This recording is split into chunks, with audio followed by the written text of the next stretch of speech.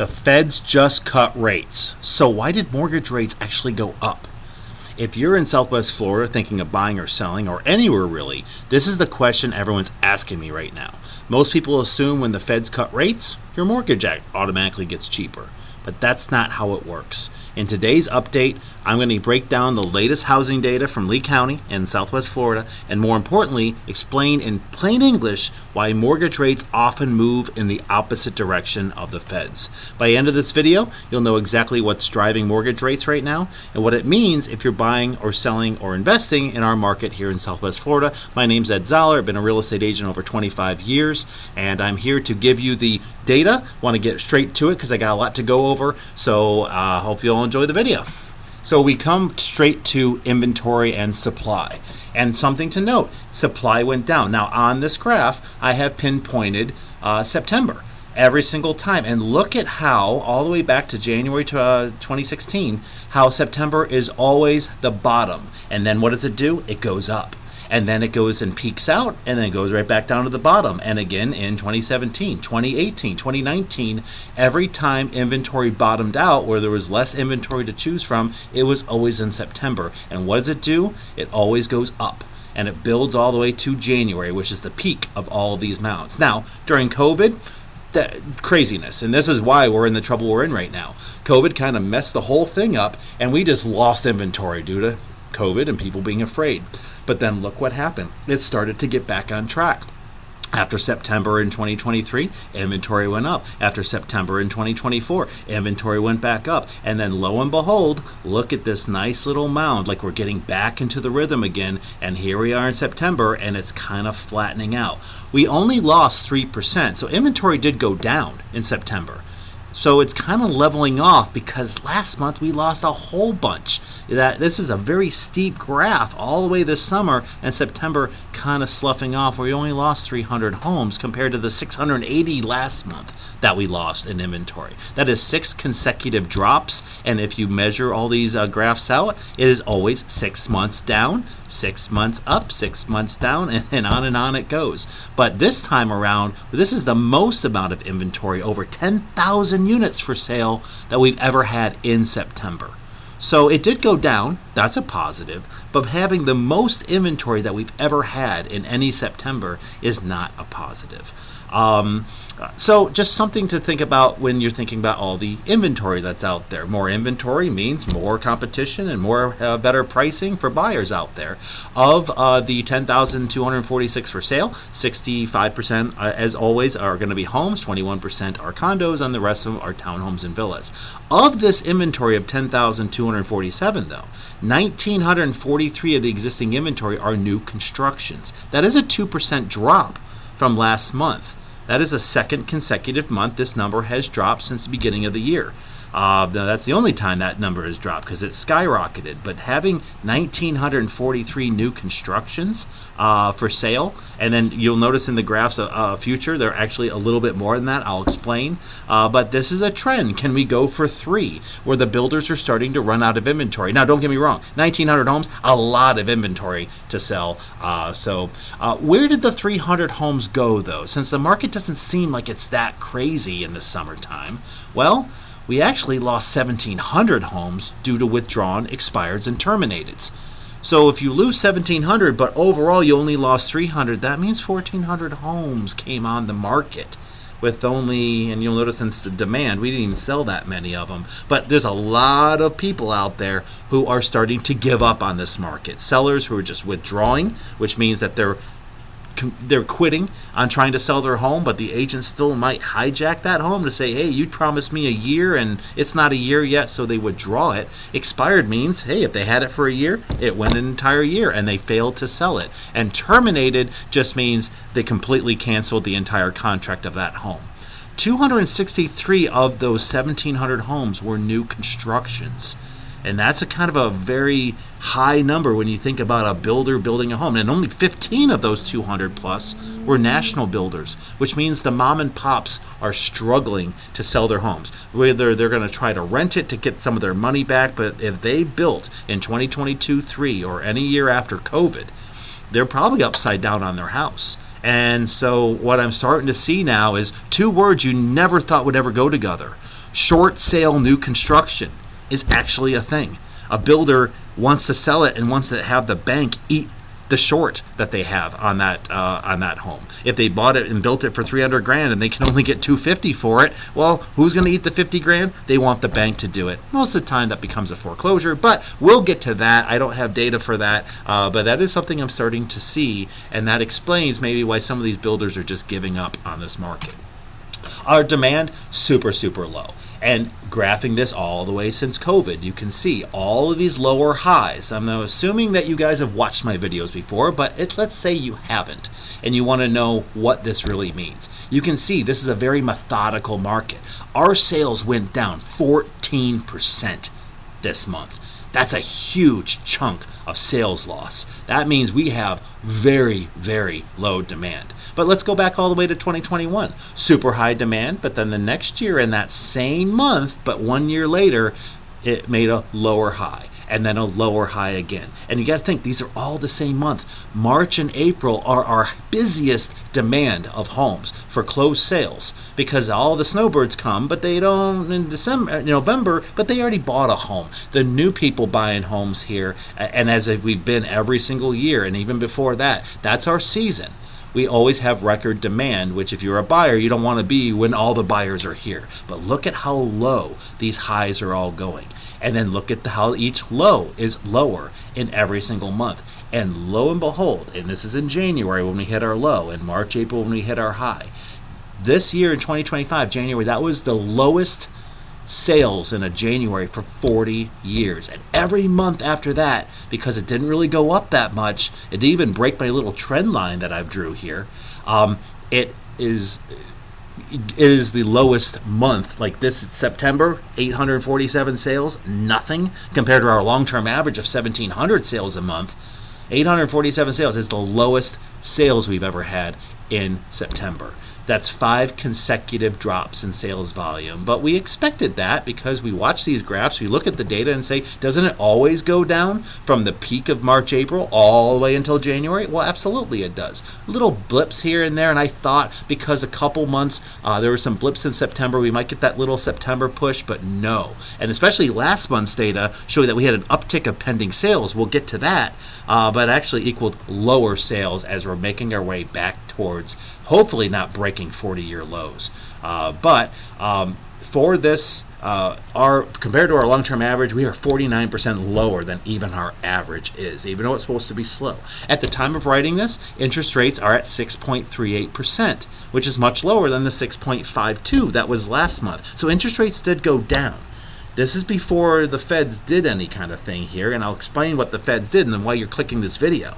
The positive trend is the interest rates did go down, thus making things more affordable. Of the 847 sales in September, a drop of 14%, 270 of them were new construction. That's a third of our sales. A third of our sales are new construction homes, and they're only like 12% of our inventory. So that is way down. Builders with all these incentives that you've seen in previous videos and all these interest rate buy downs and all this 50 grand off the price thing recorded from 320 sales to 270 sales. So that's kind of concerning if you're a builder out there, but more exciting if you're a buyer. Median home price kind of stayed exactly the same, kind of a flat graph. But something I wanted to kind of explain about this. When you look at the median home sales, and you have very low sales to begin with, you're looking at the middle number, right? And if you have low sales, then let's say you have a plethora, 100% increase of $1 million homes that sold. Well, wouldn't that raise the median home price? Is $345 really the average? No, it's the median. And when you have very low sales, as compared to when you sell 2, 3, or 4 times more homes normally, then it kind of skews this number a little bit. But I'm consistent with my graphs. I've been doing this all the way since 2000. So I just wanted to show when this drops and when this does its thing, we can kind of analyze this graph and look at the trends that's happening. Some people have enjoyed this when I show all the $1 million homes that sold. The highest sold home was on Bonita Beach, right on the Gulf of Mexico, 5,500 square foot, new construction for $14.3 million. Good for them. But 270 of our sales were new constructions, which is, again, that is who's leading the buyers right now. That is who is attracting the most buyers, are these builders. This is a sign of weakening the market, because when the median sale price is $345, yet the builders are making their monthly payments so much lower, we're getting a big disconnect between the used market and the new market. When have you ever thought that a new home is significantly lower in monthly payment and down payment to the buyer than a used home? Could you ever think of such a thing? A used car is more expensive than a new car of the same exact brand? But something I also been doing on this graph, assume that you haven't seen this before, this orange line right here constitutes what the house price should be. I take in consideration income, interest rates, what a monthly payment should be. That would be something that would be affordable. We'll get to those graphs a little bit too. But it takes in consideration what should the home price be at any given time. And as you can see here, real estate over time does not go up, it does not depreciate, as you've heard that myth. But when you have big bubbles, like in the 05-06 crash, it not only went way above that orange line and became unaffordable, then it became very affordable as it dipped underneath it, then got back on track about 2016, 2017, and then lo and behold, this was COVID. And if you think that's a bubble, that has to be too. And it's kind of making its way back down towards, in my opinion, the median home price should be about $265. Now, does that mean it's going to hit that line and stop? Well, it didn't do it in 2011. It overshot it, then it corrected itself back up again. So something to consider when you're looking at this graph. Now, affordability. You take the average household income and you multiply that by what people have been able to afford in the past. And I drew this target zone. This 27% is the long-term average of these, but this was the 06 bubble. The reason we crashed is because people could not afford 51% of their gross income going to a rent or mortgage. Doesn't sound sustainable, does it? So it wasn't, and it dropped, and it went all the way down into what I call the target zone, all the way from 2009, all the way to 2021. People could afford about 20 to 22% of their gross income in a mortgage. If you made $100,000 a year, you could afford $22,000 of that gross. Now you don't bring home gross towards a mortgage, and that's been pretty uniform for a decade and a half. So that's why I call this target zone. Using the long-term average to dictate what people can afford it's taken into consideration the times it was 51%, or when it double peaked at the 45 and 47% during COVID. So this is a graph that actually it's making its way back towards this long-term average, but this is where I believe the target zone of where affordability should be. Now, here's a big shocking thing. And this makes me wonder how Census comes up with this. When you use the same data points, and I go to the Census Bureau, do you know that the average household income of Lee County jumped 14%? It went up $10,000. That doesn't seem right, does it? $84,000 is the average household income, when last month it was $74,000? Something doesn't feel right. Maybe that number's skewed. Maybe they'll correct it. But for now, I got to take the data for how I see it. Something didn't feel right away, because does that really mean that the average person can afford a $1,900 mortgage? Not from the people I'm seeing, and I'm dealing with a lot of teachers, a lot of educated people who make above average wage for an individual. And if they can't afford a home and they want to be in that $1,700, $1,800 range, which is the majority of my buyers coming to me right now, I just don't think that $84,000 is an accurate number. But go with it for how you want. Maybe everyone did get raises and I just wasn't told about it. In reality, though, even with an $84,000 household income, I still think this target zone is where people want to be, which is a $1,600, $1,700 a month. Does that sound more realistic to you than people affording $1,900 a month in a mortgage? As of right now, though, even with all these factors, the lower interest rate, the median home price, and the everything that's going on, taxes, insurance, the average home is $2,400. Still way expensive and not affordable. And so this affordability graph, I live and breathe by this thing. If we're not affordable, we're going to see record low sales, and if we're not affordable, we're going to increase our inventory. Sustainability and stabilization. This is the Zillow Home Value Index, and it's something that I've been tracking for quite a long time, all the way back from 2000. And this zero line means that the house during that particular time did not go up or it did not go down. This is per month. So what I've been noticing is the last crash from 2007 or so, that homes were losing their value for 59 consecutive months before it actually stabilized. And when we started coming down off of COVID in 2024, that we had gone 26 consecutive months of negative home value growth, meaning that the homes are losing value. But look at the trend we just broke. Let's go back, what is that, 7-8 months, negative 0.62, negative 0.65, 69, 85, 104, 122, 127, 128. It was losing more and more every month. But this month, it actually broke that chain and kind of went up. Now, is that anything? I'm going to show my laser pointer, so those just listening to me in the car. When you have these little ups and downs, we had this since COVID, where we was dropping in value. It's still losing value, but not losing as much value, and then it takes a little breath, and then it goes back down again, and now it looks like we're taking another breath. Same thing that happened in 2006 and 7, where it went down, down, down, took a breath, came up a little bit, and you're like, oh, is that the time? Are we stabilizing? No, went right back down again. Then it went back up, and you're like, hey, that's it. When you see it do these little blips, that doesn't mean it's going to get stable anytime soon. It's when you see it go up, down, like you see back in 2009 and 10, and that maybe show you as it starts going back up and shows support at that level, it's not losing as much. That's when it starts making its way back towards the zero line. But at the end of the day, we're still losing 1.17% a month, which is on the average a little over 13% over the year. So this is, are we stable yet? No. Are we affordable? No.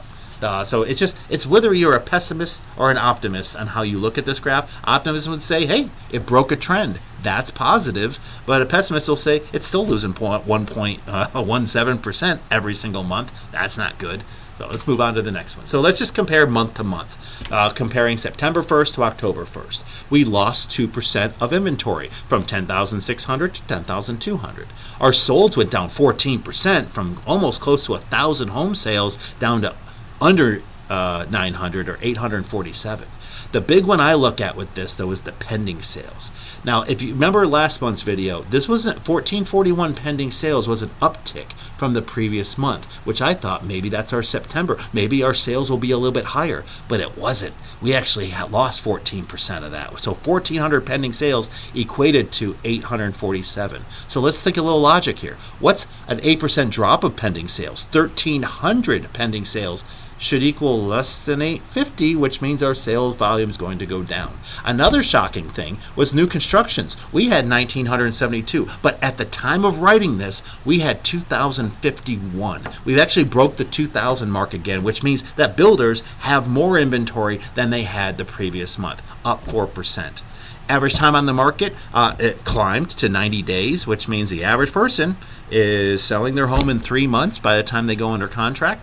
The median asking price actually went up a tick, like a couple grand, but the median selling price stayed the same at $345, which does change the percent of asking price, which is what people are asking on the market and what they actually get for their home. But I remember then this is under 90% because people to sell their home had to really give off the price. Sellers are more in tune that the market's not great, so their asking price tends to be more relative, or by the time people even see it, then their price has gone down once they get closer to full price when they drop their price. So that's something else that I thought was interesting about the pending home sales. But because we have slower pending home sales, especially for who has not the bulk of our inventory, but who's getting the bulk of our sales, this is really struggling for the builders. And so let's look at the National Association of Home Builders buyer traffic. This is something that the NAHB comes out with, and it measures how much foot traffic builders are getting. A score of 50, which this red line is right here, means that the traffic is balanced. Anything above that means that demand is strong for these builders. These are people actually walking into the sales offices looking at homes. And look what we're at right now, 21. This isn't just below average. We're in the deep, deep territory that where builders are struggling to get buyers into the door. This is one of the lowest that we've had, and this is going all the way back to COVID times when we were way above the 50 mark, and then we hit in 2023 this big crash of buyers, and then a little uptick, and then a crash of buyers, a little uptick, and this up and down thing. But 21, that is one of the lowest that we have seen, which means that people, even though the builders are offering these incentives, are not going in. They don't like the market. Pending home sale index is actually another thing that I look at. This is from the National Association of Realtors, which is the pending home sales fell. Well, no, duh. But this is actually the national numbers. So not only did nationally did homes go down. So if you're up in New York or Jersey and saying, hey, our market's great. Well, nationally, no. Pending sales are going down to these record low numbers, but especially in Southwest Florida, we are seeing a huge decrease of pending sales and sales in general.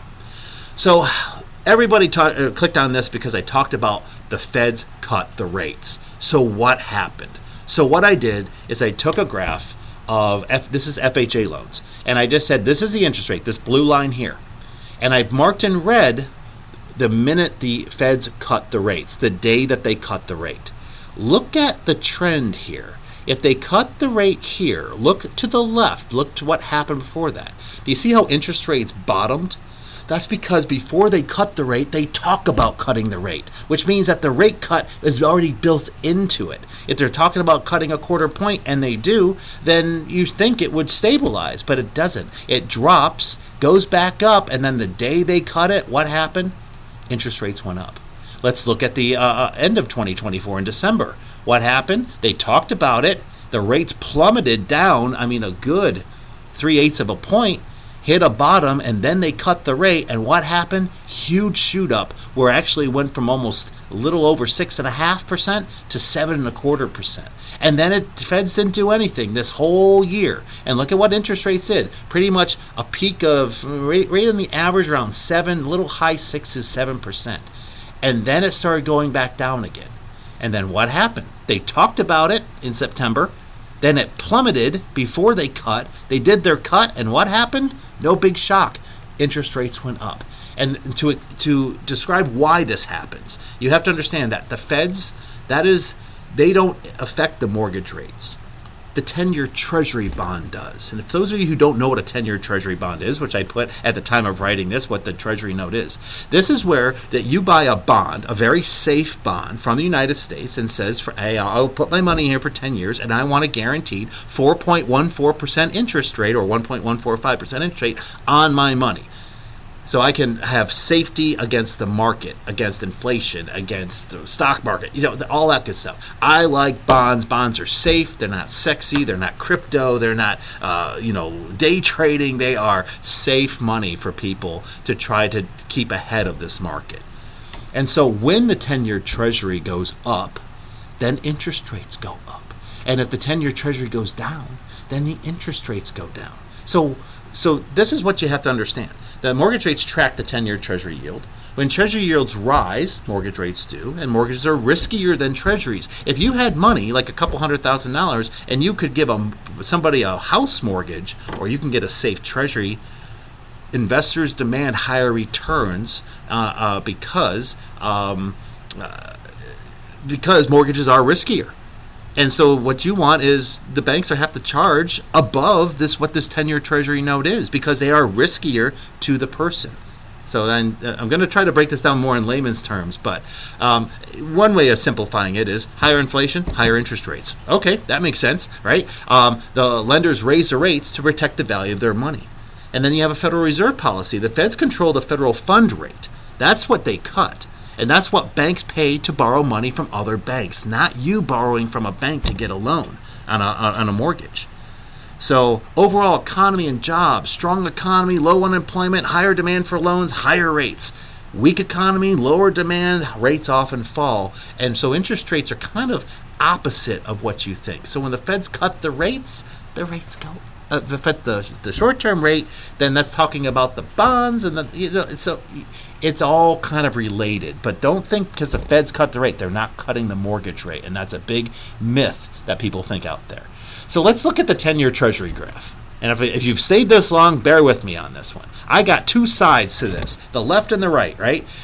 Why 10-year Treasury rise? Now, if you think that higher inflation and that we have a strong economy and our government's going into debt, and you think that there's global events like wars and crises out there, then you think and you're saying that the 10-year Treasury will rise. And then why do 10-year Treasuries drop? Because you have lower inflation as inflation cools, or you have a weak economy or high unemployment, or you have global uncertainty and crisis can also drive it down, or high demand on bonds. Why do people want bonds? Because maybe the stock market sucks. Too risky. The stock market's down. So it's almost in the inverse. If stock market's down, bonds go up. Bonds go up, interest rates go up. So maybe even breaking it down even further. Now, I did put the red lines on this as well. This is when the Feds cut the rate. And what happened when they cut the rate is that the 10-year Treasury went up. And when the Feds cut the rate here, the 10-year Treasury went up. And what happened? That's latest cut. They cut the rate last week, and interest rates went up. Or the 10-year Treasury went up. So that's why when you look side by side these graphs, when Feds cut rates, the last 3 times they've done it, you should think that the short-term rate goes down, that the mortgage rates would go down. And sometimes it does. But the last 3 times, these rate cuts were not because we were getting better. It's almost like they were just kind of determined, like we're just going to do it and see what happens. Well, what happened was that the 10-year Treasuries went up. So maybe the next time you hear about the Fed's cutting rate, maybe you should get in there and buy some Treasuries. Or go in the stock market and buy some ETFs of some Treasuries. Or I think it's TLT is a fixer that you can buy the stock that follows the Treasuries. So stock market sucks, interest rates drop, or stock market tear, interest rates rise. However way this makes sense to you, this is why when the Feds cut rates, and people are like, I'm just going to wait for the Feds to cut more rate. Do you think it's going to do anything? It hasn't the last 3 times. And do you think that's going to really impact our real estate market? As I've kind of pinpointed last month's PowerPoint, the interest rates have to come down a lot for it to even make a blip on how much we're going to not lose. So even when I thought like 350 basis points down, 3.3% interest rate, we still have to lose about 10% because we're overinflated, we're not affordable, and we're not sustainable. So let's just do an overview real quick. End of September showed a decrease of inventory. Pending sales dropped 8%. That's not good. Median home sales kind of stayed the same, but that is, just in my opinion, making an even bigger disconnect between the new homes and the used homes. Affordability got better because miraculously, the average person in Lee County makes 10 grand more, I guess. But the target zone was always going to be 21 to 22%, as I showed in that last graph that we've had for over 15 years. And only time it's ever gone above or below that is when weird things happened, like interest rates went to 2% or this huge boom or bubble. Stability has increased slightly. It did break a 26-month trend, but homes are still losing over 1% a month. The Fed rate did drop, but mortgage rates increased, as it did to 2 previous times. New construction still runs the show with their incentives that far exceed anything the used market can offer. And then standing builder inventory is still at record-breaking highs, especially in the South, where there's over 300,000 standing CO, almost CO'd, or getting ready to go CO homes that builders are still going after. And that builder sentiment we talked about last month too is at its all-time low. And the builder foot traffic to builders models is also at a 21, which is one of the lowest that we've seen. So how that summarize what the market's doing right now? So my advice for buyers, yes, you saw previous videos where I was getting buyers these killer rates, 3.99, 4.99. You can always go on my YouTube channel. You'll see some testimonials from some at the closing table for it. But patience is what I'm preaching. Patience to infinity. Wait your time. Market of falling daggers, it's been like that since 2023, guys. Wait for the savings. Forget the Feds. It's not going to do anything. Get interest rates of 3 or 4% today. You just have to wait for the right time when the builders have the most pain. And there you are. I like your stuff. I like where you built that home. I want that home. You're not incentivized. I'm not incentivized. Oh, wait, now you're incentivized because it's the end of the month, the end of the fiscal year, end of the quarter. Great. You want to ding a deal? That's what they call it in the industry. Then you have to give me everything I want, which is usually a monthly payment that's affordable. You kind of pick your payment and stick to it. I've had some people say, well, Ed, I wanted $1,650 a month, but this one's $1,710. And I'm like, stay consistent. Keep with your deal. And sure enough, we waited, another 3 weeks? That's the Octavio deal I talked about 2 months ago. And we got the $1,640 monthly payment for the same house. Just, it was the right timing. We got a ton of inventory, 10,000 homes. So don't be afraid to go start shopping and looking at these things, because sellers are not selling. They're giving up. They're not even trying to sell. And those that have to sell, they're stuck with no buyer traffic, just like the builders are getting no buyer traffic. So don't be afraid to make an offer. And then if you believe home prices are 17, 20, 25%, whatever, you come up with the number overvalued, instead of waiting for $350 to become $250, I can get the monthly payment like it's already happened by getting incentives, mostly from builders. For sellers out there, I mean, I'm selling the homes. You know, it's just staying ahead of this market. This market update's not just for buyers, it's for sellers as well. Hey, sellers, you lost 1% this month. You need to do a 2 or 3% price drop. You got to stay ahead of this curve, because you really think we're going to bottom tomorrow? Do you think we're going to bottom anytime this year? Do you think the next season, which will start in January and finish off in April, is going to do much of anything? Is it going to just be a complete turnaround? Or is there other factors in play that says that we're probably going to have much of the same that we've been having for the last 4 to 5 years until something changes, like a big price drop, or something miraculous happens, like a huge interest rate decrease? But you just have to market your home differently. It is not easy anymore. Put your home up for sale, sell it in a minute. That was 2022, 2023. Put your home up for sale, wait 90 days, and have creative marketing and be the only one who sold. I just did this in a place called Moody River, and every agent, when I went pending, said, "What did you do?" I was like, I did marketing tactics. I have to market the home. I can't just take pictures with my phone, plop it on MLS, and let Zillow sell it for me. You have to be different. So the data, I give a list here. Feel free to pause the video and take a look at where I get my data from. And then, of course, if you can call me for anything, I don't care if you're out of state and you want me to look up your metro area. This data comes for every city. So I can easily come up with a quick 5-minute PowerPoint and tell you everything you need to know about, I don't know, Nashville, or if you're in Austin, Texas, or if you're in parts of California. I just did one for Long Island. To help my sister out, kind of comped out and looked at that kind of market for her. So she's in tune with what's going on as she's trying to sell her in-laws' homes. You know, also for buyers out there, get prepared, be ready, because your deal can happen any minute of any hour of any day. If you're trying to time a market bottom, you're not going to be able to do it. I couldn't even time the market top. I told you about it 5 months after it happened. And then everyone thought I was crazy in 2022, that it kind of smelled like a crash. And everyone was like, nah, it's not going to happen. Then 2023, it was still going up. And then somewhere in 2023, it changed. And the smell actually was what I was smelling. So guys, this is my phone number, my cell phone, my email address. I hope you all enjoyed this video. Click like, subscribe. These videos go out obviously to my subscribers. You'll see it first. I'm going to start doing other videos. I know I've been promising this. It just takes time. I'm not a YouTuber. I don't need subscribers. I have my few that want to watch these things, and I do get feedback from all of you. Please feel free to put anything in the comments. I look forward to talking with you all very soon. Have a good day.